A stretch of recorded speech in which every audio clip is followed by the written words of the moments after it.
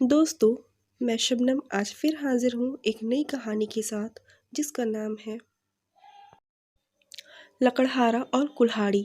यह कहानी एक शॉर्ट मोरल स्टोरी है जो कि हिंदी में कही गई है।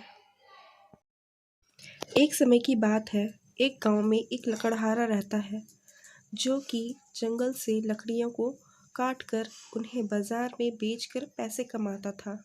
जो भी पैसे उसे लकड़ी बेचकर मिलते वह उसी से अपना और अपने परिवार का पालन पोषण करता था।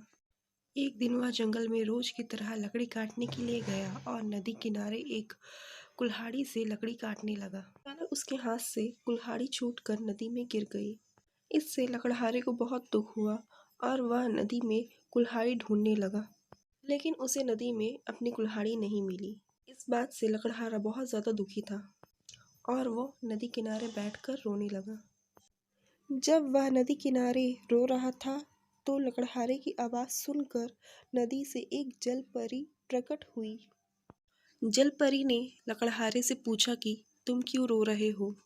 इस पर लकड़हारे ने शुरू से अंत तक की पूरी कहानी जलपरी को सुनाई। लकड़हारे की कहानी सुनकर जलपरी को उस पर दया आ गई और उन्होंने लकड़हारे की मेहनत को देखते हुए उसकी मदद करने की योजना बनाई। उसके बाद जलपरी नदी में गायब हो गई और एक सोने की कुल्हाड़ी लकड़हारे को देते हुए बोली, ये लो तुम्हारी कुल्हाड़ी। सोने की कुल्हाड़ी देखकर लकड़हारे ने कहा, जलपरी यह कुल्हाड़ी मेरी नहीं है। इस बात को सुनकर जलपरी फिर से नदी में गायब हो गई और एक बार फिर एक चांदी की कुल्हाड़ी लेकर बाहर आई और बोली, ये लो ये तुम्हारी कुल्हाड़ी है। इस बार भी लकड़हारे ने यही कहा कि यह कुल्हाड़ी भी मेरी नहीं है और मुझे सिर्फ मेरी कुल्हाड़ी ही चाहिए। जलपरी ने फिर नदी में गायब होकर एक लोहे की कुल्हाड़ी लाकर कहा, ये लो तुम्हारी कुल्हाड़ी। इस बार लकड़हारे के चेहरे में मुस्कान थी। यह कुल्हाड़ी लकड़हारे की थी। इसने कहा, ये मेरी कुल्हाड़ी है।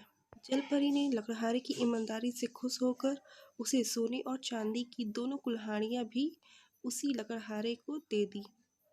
इससे लकड़हारा खुशी खुशी घर चला गया। दोस्तों, मोरल ऑफ द स्टोरी ये है कि लकड़हारे की इस कहानी से हमें यह सीख मिलती है, हमें हमेशा अपनी ईमानदारी पर ही रहना चाहिए क्योंकि जीवन में ईमानदार इंसान को कोई भी नहीं हरा सकता। तो दोस्तों, आपको ये कहानी अच्छी लगी हो तो वीडियो को लाइक, शेयर और सब्सक्राइब ज़रूर करें और हमारे साथ यूं ही इसी तरह हर रोज़ बने रहें। Thank you.